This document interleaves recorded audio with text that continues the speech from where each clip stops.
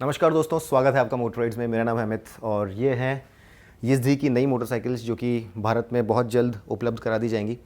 Classic legends जो कि जावा motorcycles बनाता है भारत में, उसने YISDI को रिवाइव कर दिया है और ये तीनों मोटरसाइकिल्स इस रिवाइवल प्लान के तहत लॉन्च की जा रही हैं। वहाँ पर आपको रोडस्टर नज़र आएगी, ये है स्क्रैम्बलर जो कि माइल्ड ऑफ रोडिंग भी कर सकती है, और ये है एक hardcore of road adventure motorcycle जो कि कहलाती है एडवेंचर। हम लोगों ने रोडस्टर के बारे में एक अलग से वीडियो पहले ही बना दिया है, तो अगर आपको उस मोटरसाइकिल के बारे में जानकारी चाहिए तो हमारा वीडियो आप इस चैनल पर देख सकते हैं। इसका लिंक भी आपको ऊपर मिल जाएगा। हम लोग आज इस वीडियो में बात करेंगे स्क्रैम्बलर के बारे में, जो कि इन तीनों मोटरसाइकिल्स में बीच में कहीं स्टैंड करती है प्राइसिंग के मामले में। और ये जो वर्जन है ये एक बड़ा ही स्टाइलिश सा फन टू राइड मोटरसाइकिल है, जिसे कि आप रोड पर और कुछ हद तक ऑफ द रोड भी चला सकते हैं। हालांकि ये प्रॉपर ऑफ रोडर नहीं है, लेकिन यहाँ पर on end of road tyres हैं आपके पास और कुछ हद तक ये मोटरसाइकिल सॉफ्ट रोडिंग कर सकती है। एक fun to ride free spirited motorcycle के तौर पर इसे पेश किया गया है। और इसका पहला जो संकेत है वो आपको यहाँ पर इसके फेंडर में नज़र आएगा।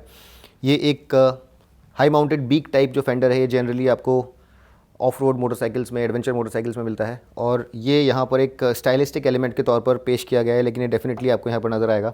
और इससे इस मोटरसाइकिल का जो एक free spirited slightly of road oriented character है वो उभर के सामने आता है। यहाँ पर आपको नीचे ये जो फेंडर है ये मेटल का नहीं मिलता है, रोडस्टर में ये आपको मेटल का मिलेगा। इसके अलावा कुछ चीज़ें जो यहाँ पर आप देख रहे हैं ये एक्सेसरीज़ हैं, ये मैं आपको पहले ही बता देना चाहता हूँ। ये जो मैश आप यहाँ पर देख रहे हैं, ये नकल गार्ड्स, ये छोटी जो फ्लाई स्क्रीन यहाँ पर आप देख रहे हैं, ये सारी चीज़ें यहाँ पर एक्सेसरीज़ हैं और ये सब स्टैंडर्ड फिटमेंट नहीं है, तो ये चीज़ आपको ध्यान में रखनी है। इसके अलावा ये जो मोटरसाइकिल है यहाँ पर आपको जो इंजन है ये मूलतः वही इंजन मिलता है जो तीनों मोटरसाइकिल्स में है।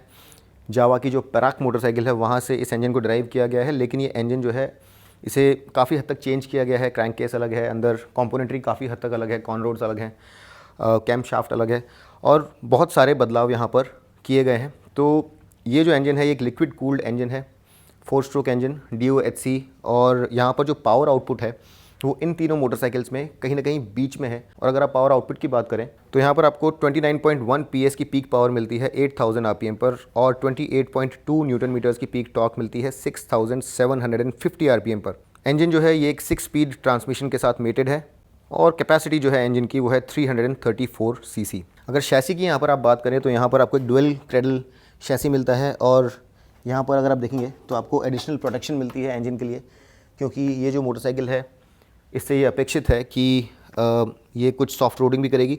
अगर आप रोडस्टर को देखेंगे तो यहाँ पर भी आपको उसी तरह का ट्रीटमेंट नज़र आएगा।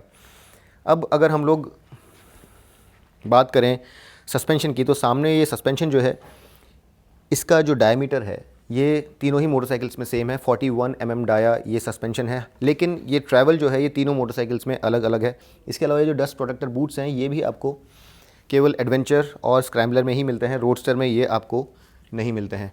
यहाँ पे सस्पेंशन ट्रैवल की आप अगर बात करें तो सामने आपको 150 mm का व्हील ट्रैवल मिलता है और पीछे 130 mm का व्हील ट्रैवल मिलता है, जो कि रोडस्टर से ज़रा ज़्यादा है। ब्रेक्स यहाँ पर सामने 320 mm और पीछे आपको मिलते हैं 240 mm ब्रेक्स।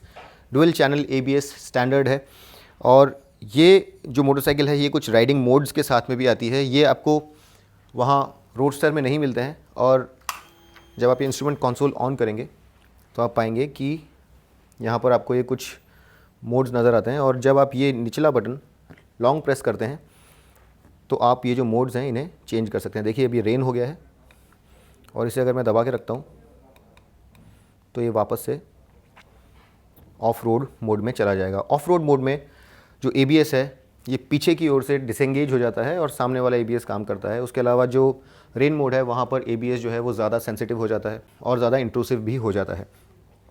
तो ये डिफरेंसेस हैं। इंस्ट्रूमेंट कंसोल जनरली अगर आप देखेंगे तो YISDI रोडस्टर और स्क्रैम्बलर का एक जैसा है, सिर्फ जो बड़ा डिफरेंस है यहाँ पर वो ये है कि यहाँ पर आपको ये राइडिंग मोड्स मिलते हैं और वहाँ पर आपको राइडिंग मोड्स नहीं मिलते हैं। यहाँ पर मैं आपको जो अलग अलग फीचर्स हैं वो दिखा देता हूँ। अगर आप ऊपर देखेंगे तो काफ़ी सारे टेलटेल लाइट्स हैं आपके पास।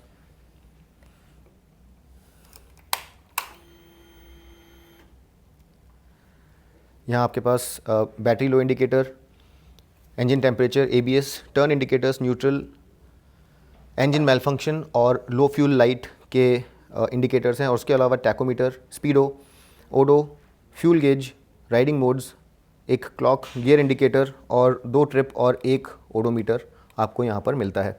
यहाँ पर आपको डिस्टेंस टू एम्प्टी भी मिलता है। अब अगर इस गाड़ी की हाइट की बात करें तो ये ज़रा ऊंची है रोडस्टर से। यहाँ पर सीट हाइट आपको 800 mm की मिलती है और ग्राउंड क्लियरेंस भी यहाँ पर आपको ज़्यादा मिलता है, क्योंकि इससे अपेक्षित है कि ये ज़रा सॉफ्ट रोड भी कर पाए। तो 200 mm का ग्राउंड क्लियरेंस आपको यहाँ पर मिलता है।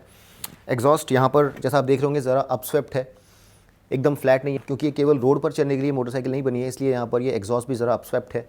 और चूँकि आप यहाँ पर पेग्स भी राइड करेंगे, इसलिए यहाँ पर जो ब्रेक लेवर है वहाँ पर भी आपको ये टीथ मिलते हैं। और ये जो रबर पेग यहाँ पर आप देख रहे हैं ये रिमूवेबल है, ताकि आप इस पर जब खड़े होकर के बाइक चलाएं तब आपके बूट्स को ज़्यादा अच्छे से ग्रिप मिल सके। एग्जॉस्ट के ऊपर आपको ये एक हीट गार्ड भी मिलेगा, जो कि आपके पीछे जो पैसेंजर बैठे हैं उनके प्रोटेक्शन के लिए लगाया गया है। और इसके अलावा अगर आप स्विच गियर यहाँ पर आप देखेंगे तो स्विच गियर शेयर्ड है। रोडस्टर और स्क्रैम्बलर का स्विच गियर सेम है। यहाँ पर आपको हाई बीम, लो बीम और डे फ्लैशर मिलता है। ये मेन्यू नेविगेशन के लिए सारे बटन्स आपको यहाँ पर दिए गए हैं।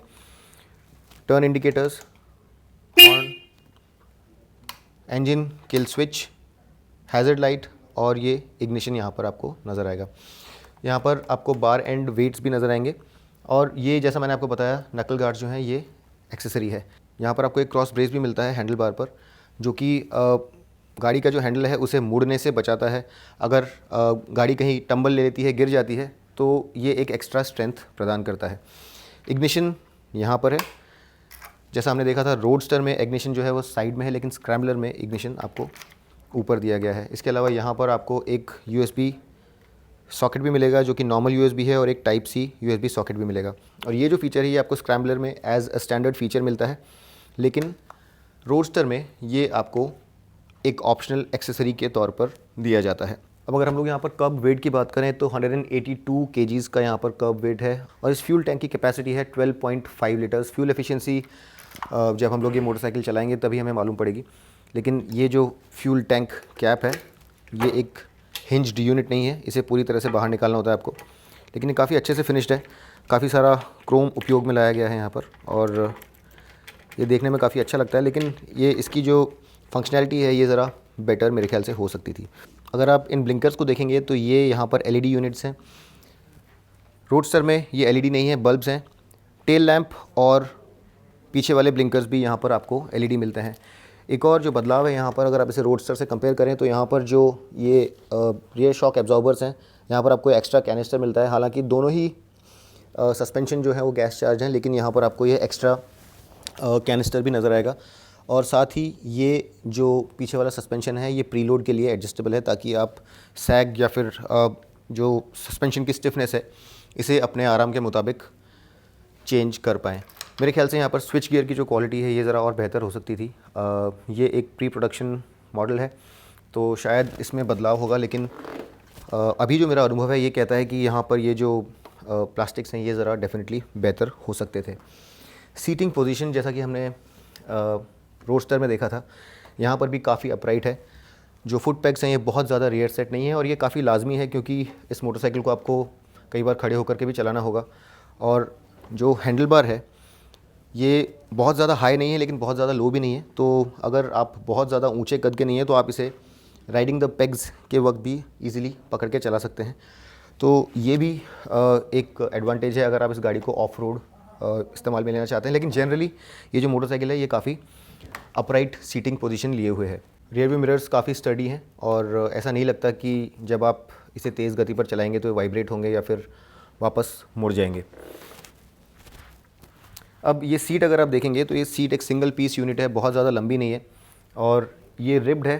प्राइमरली राइडर पर ही फोकस करती है। पिलियन राइडर के लिए यहाँ पर ना तो ज़्यादा जगह है और न ही ये पिलियन राइडर के आराम को ध्यान में रख करके बनाई हुई है। बहुत ज़्यादा लंबी नहीं है, तो मेरे ख्याल से अगर आप एक पिलियन राइडर हैं तो ये ज़्यादा ऊंची नहीं है, लेकिन इस स्लोप के कारण आप यहाँ पर ज़्यादा लंबे डिस्टेंस तक नहीं चल पाएंगे।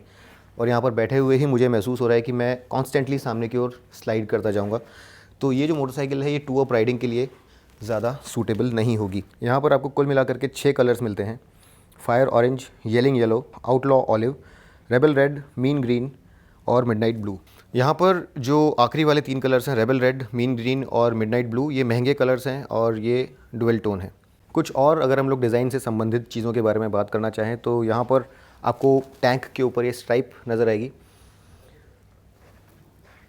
डुअल टोन टैंक है, प्लस टैंक पर ये आपको रेसस नज़र आएगा, ईएसडी की ब्रांडिंग और साथ में प्लास्टिक का पैनल नज़र आएगा।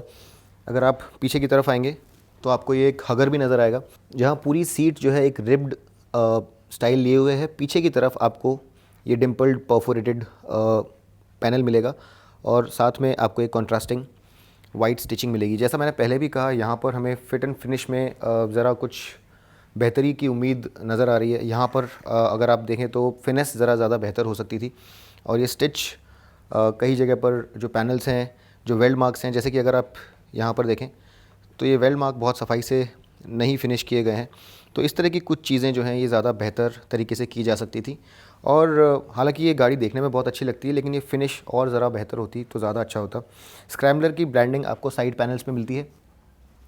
और इसके अलावा एक जो ख़ास बात है इस मोटरसाइकिल की, जैसा मैंने आपको बताया, एक on end of road motorcycle है, तो ये टायर्स और व्हील्स जो हैं ये ऑफ रोडिंग फ्रेंडली हैं और आपको दोनों ही तरफ स्पोक्ड व्हील्स मिलते हैं। सामने आपको 19 इंच का 100 सेक्शन टायर मिलता है। MRF का कुर्व F1 टायर आपको यहाँ पर मिलता है, जो कि एक on end of road tyre है। पीछे 17 इंच व्हील है, अगेन आपको स्पोक्ड व्हील्स मिलेंगे। 140 सेक्शन MRF कुर्व टायर। और ये जो मोटरसाइकिल है उन लोगों के लिए है जो कि वीकडे पर इसे अपने ऑफिस जाने के लिए इस्तेमाल करेंगे, लेकिन वीकेंड पर शहर से बाहर जा कर के कुछ ट्रेल्स पर भी इस मोटरसाइकिल को चलाना पसंद करेंगे। और जिन लोगों को थोड़ी ज़्यादा कैपेबिलिटी चाहिए, सिर्फ ऑन रोड नहीं, कुछ हद तक ऑफ रोड कैपेबिलिटी भी चाहिए, उन लोगों के लिए मोटरसाइकिल ज़्यादा सूटेबल रहेगी। काफ़ी स्टाइलिश है, देखने में बहुत अच्छी लगती है और एक फ्री स्पिरिटेड कैरेक्टर है इसका। अगर आपको एडवेंचर पसंद है, बहुत ज़्यादा लंबा एडवेंचर नहीं, लेकिन अगर आप सिटी से बाहर जा कर के कुछ ट्रेल्स पर अपनी मोटरसाइकिल चलाना पसंद करते हैं तो ये मोटरसाइकिल आपको डेफिनेटली काफ़ी सूट करेगी। अब जैसा मैंने पहले बताया, इस मोटरसाइकिल की कीमत जो है ये रोडस्टर से ज़्यादा है और इसकी कीमत चालू होती है 2,04,900 रुपीज़ से और जाती है 2,10,900 रुपीज़ तक। और ये जो प्राइसेस हैं, अगर आप टॉप एंड वेरिएंट कंपेयर करें तो रोडस्टर से लगभग 4,500 रुपया ज़्यादा है। तो दोस्तों, ये थी ईएसडी की स्क्रैम्बलर और ये मोटरसाइकिल बहुत जल्द लॉन्च होने वाली है।